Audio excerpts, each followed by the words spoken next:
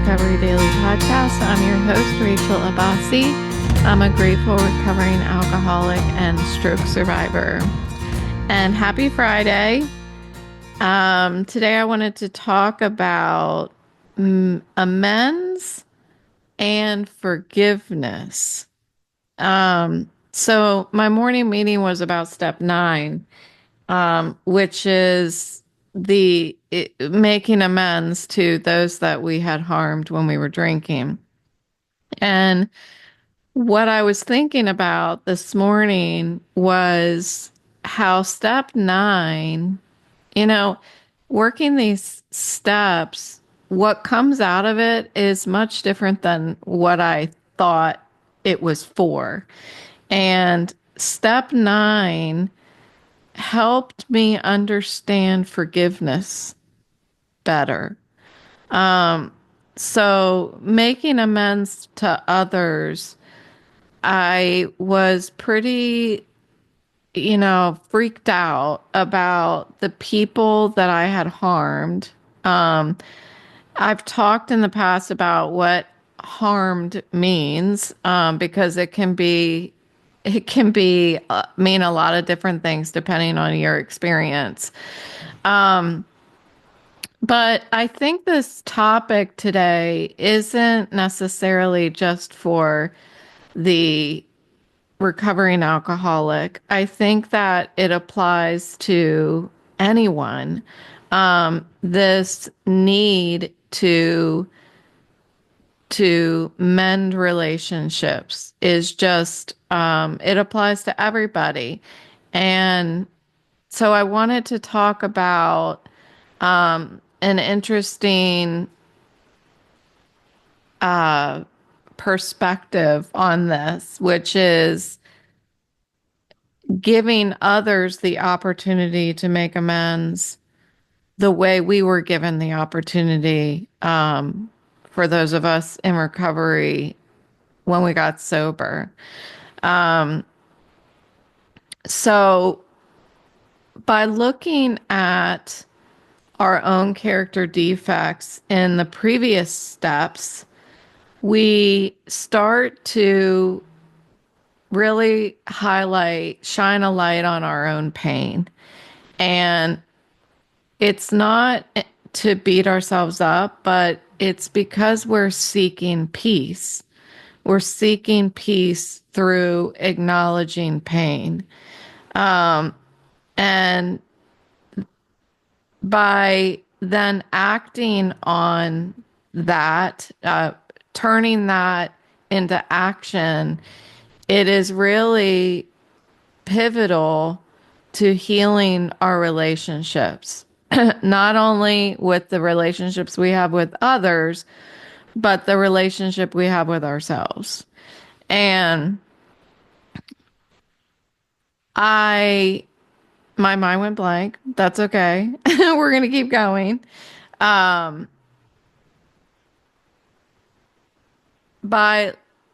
looking at our character defects and looking at where we may have wronged other people, we are taking responsibility for our own behaviors. And it's not to feel guilty, but to identify the real impact that we have on somebody else with our words and our actions. So yesterday I talked about that. I talked about not really being fully aware of the way that we're impacting other people and the way that other people impact us. Somebody can just say one thing to me and it will get stuck in my craw, as my old college roommate would say, from southern Virginia. It'll get stuck in my craw, and the other person has moved on. They've just said something, they've just expressed themselves, whether good or bad, and it just will completely rub me the wrong way and it'll get stuck in my craw. And then I'm like, all right, I got to call my sponsor. I've got to share it in a meeting, you know? Um, well, I did that to other people too. And the thing is, when I was drinking, I said things and I don't even remember what they are. So to go back and acknowledge that, I can't really because I don't know what I said.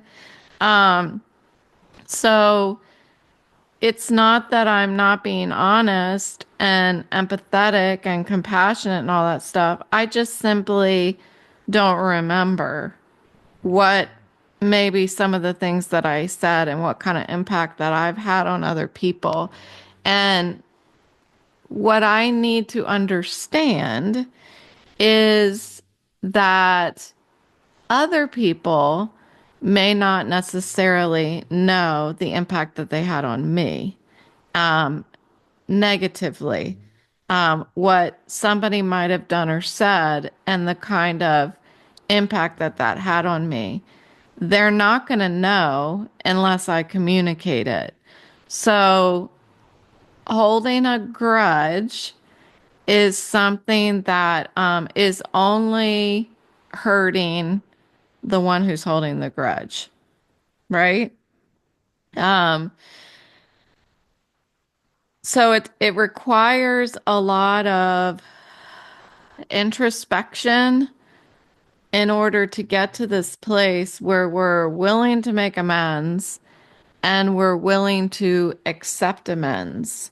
We're willing to offer forgiveness to another person, and we're willing to offer forgiveness to ourselves. Um, so, and sometimes this amends and forgiveness and everything is something where we have to do it up here between our ears. It's kind of like a mental practice when direct amends and forgiveness, that conversation is not possible.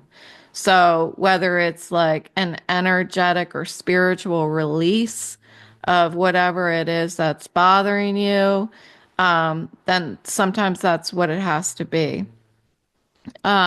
And the same applies to, I feel like even more strongly that that is like in self-forgiveness, that's what it is. It's got to be this,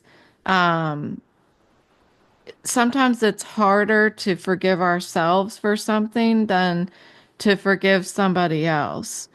When I was drinking, I had so many erratic emotions. They controlled all of my relationships and controlled my relationship with myself. And I did a lot of self punishment as well. And that came in the form of drinking, but it also came in the form of not eating. That was just my experience. And so my body was literally suffering because I wouldn't forgive myself for my own behavior. So I needed a lot of the tools in the program in order to get to a place of self-forgiveness. And gosh, I went to for a couple year, 2 years in a row, I went to like this 2 day spiritual retreat. It was affiliated with my sobriety program. And while I was there, there was just a lot of meditation time, really. I took walks out in it was in a wooded area, so there were some walking paths and I took some walks by myself and just, there's this process of getting to know myself, the real me. I hadn't been present with the real me ever. I was always trying to drown the real me.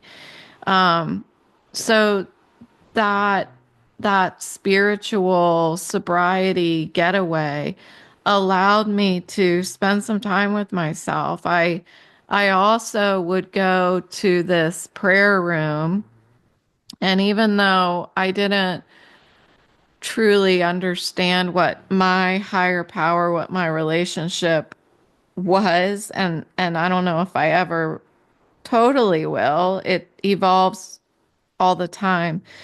But I would go into this prayer room and I would just sit there. And I don't know if I was talking to myself or I was talking to my concept of my higher power, my God. But I went in there and I was going through the motions of forgiving myself. Um, I wrote some letters while I was on that retreat. And at the end, I think the last night I was there for 2 nights. So the second night I was there, I lit the letters with a lighter and burned them because I wasn't at the point yet where I knew how to communicate all of that stuff to another person. But I think that that was a process of accepting my taking responsibility for my behavior and accepting that, yes, that was me that did it, even though I don't remember a lot of it. Accepting that I'm the person who acted that way. And I stopped making excuses to myself for why I did it. I started forgiving myself for what I did. And then eventually, throughout that process, as I worked through the steps, when I finally got to step 9, and I have to do the steps in order, when I got to step 9, I was ready. I was ready. I actually did. As soon as my sponsor at the time gave me the go ahead, I did an amends within 5 minutes because there was one that was bothering me so much, and I wasn't going to do it until I was given permission by my sponsor to do it. But once I was given that permission, like I was on board and I just ran with it. Some of the amends I needed to wait for the right time. How do you know when the right time is? Um, I think for me, it was not forcing it, having a moment where the conversation or the silence is at the right tone, if you will, and the door is open and it's a comfortable environment. There's not going to be an interruption. And I went ahead and did it. Um, so not all of them happened within the first month. Some of them happened a year or two later. Sometimes it was a couple years later. So I was fortunate enough to have others be open to me making amends to them. And what that reminded me of this morning is that since others were so willing and gave me the opportunity to make amends to them, other people in my life deserve the same chance to to make amends to me in life. Um, I think that if other people didn't give me that opportunity to apologize in some situations, I wouldn't be where I am to get today in my sobriety. So it's important to me to give others the space to right their wrongs and to do that requires a lot of a lot of passion for allowing people to become a better version of themselves, no matter what the past, what the story of the past is. Um, I get to let go of that and allow others to create a new version of themselves also. And forgiving them doesn't necessarily mean that I forget what happened, but it does mean that I don't have to hold on to anger anymore. So by giving somebody the space to apologize to me, I get a gift. It's a gift to me. I get to release whatever I was holding on to. And I assure you, if if you feel like you need to apologize to me for something, usually just because of my personality, my erratic emotions, which are less erratic now that I'm sober, but I tend to be very emotional. Um, if somebody feels like they need to apologize to me, most likely I was holding on to something that was also causing me stress. And so why don't I drop that?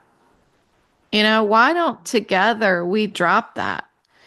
And it doesn't matter that, like, it doesn't mean, I should say, it doesn't mean that we have to be best friends.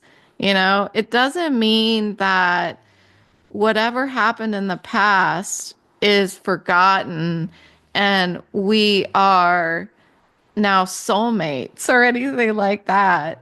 Um, but it does mean we get to let go and we get to live. And that's what it's all about. It's all about let what is it? Live and let live. That's what it means. That's what it is. It's um I'm going to give myself a gift and drop this weight that I'm carrying. And I'm going to give you a gift and allow you to drop the weight too. Um, it it allows us to identify our part, allows us to look at our own character defects, and I know that it can be more painful to look at our role than it is to just blame others for what happened between you. But it requires, like I said earlier, a lot of deep introspection to maintain emotional sobriety. Sobriety for me is, and I've mentioned this so many times, is so much more than not picking up a drink. It has to do with reflecting on my role as a human being among human beings. What fears do I have? What defects do I have? What drives my behavior? How do I react to people? Are there places where I react to people and I could pause and just respond?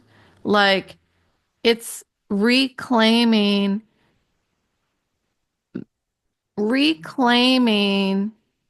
the control I have over my own behavior and stop obsessing about or thinking that I might have control of somebody else's behavior. Um, I'm not forgiving other people and condoning their behavior. Um, I am just making a decision. That's what it comes down to. I'm making a decision to hold on to the serenity that I found in sobriety instead of holding on to resentment because I can't, especially being somebody with a chronic illness with chronic daily pain. I I literally, I don't like to use the word literally very much, but I literally don't have the strength to hold on to a resentment. Um, Stress triggers my symptoms, and anger triggers my symptoms. Um, so, in order to take care of myself and prioritize my recovery, I must let go. Um, that's one side of it.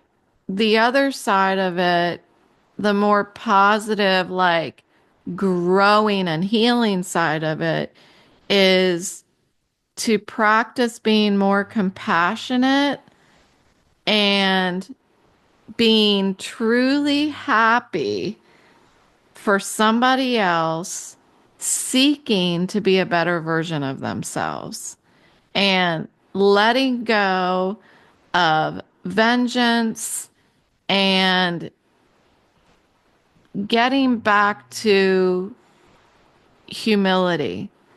Um, Step 9 in the program teaches courage. It takes a lot of courage to open our mouths. I talked about that yesterday. Humility. I talked about that yesterday. Also, it's to swallow our pride and leverage humility in order to organically mend relationships. That's what step 9 is about. And it's also about emotional responsibility. When I was drinking, I could react however I wanted to because I wouldn't I wouldn't remember the next day. So there was a lot of lack of responsibility. I didn't have to own it. Um, and I was fracturing relationships along the way. And there's a ripple effect. When I forgive myself, others see that. When I forgive others, um, I'm allowing them to heal. So, as a community, as a family, as a fellowship, we are healing. We're promoting healing. Um, Making amends and forgiveness is one of the greatest gifts that we have been given as a human being. That with all of those human symptoms we have, the fear, the resentments, all of those imperfect symptoms of being human, the way that they can be addressed is through amends and forgiveness.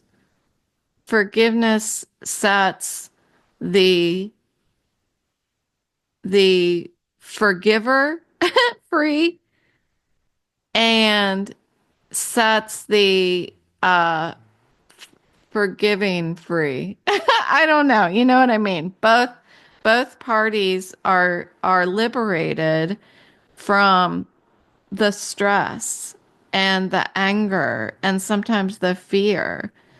Um, when we're able to reach outside of ourselves and get that work done, then when we're able to go back and look inward again, we see our own heart and soul healing. It's the best way to be true to ourselves is to be in a constant state of healing, working to heal, um, working to forgive. And and it's challenging. I know it's not easy. Like I can paint this beautiful picture and I feel so at peace talking about it, but I understand that in the real world other people don't understand that. Other people don't don't live that way. Um, and that's where it's my job to clean my side of the street. That's all I can do. Um, I'm not pushing my trash in other people's yards. I'm not throwing my trash in the middle of the street. I'm cleaning up my side of the street. Um, and then I allow others live and let live. Um, I let others do whatever it is that they're going to do because I can't control it. I can't control what other people think, feel, and how they behave. So, I think I'm truly grateful that I was introduced to this way of life because it's it's easier. It's easier to live this way um, with a chronic illness. I couldn't imagine how life would be if I didn't get sober first right now. So, thank you so much for listening today, and I will talk to you tomorrow.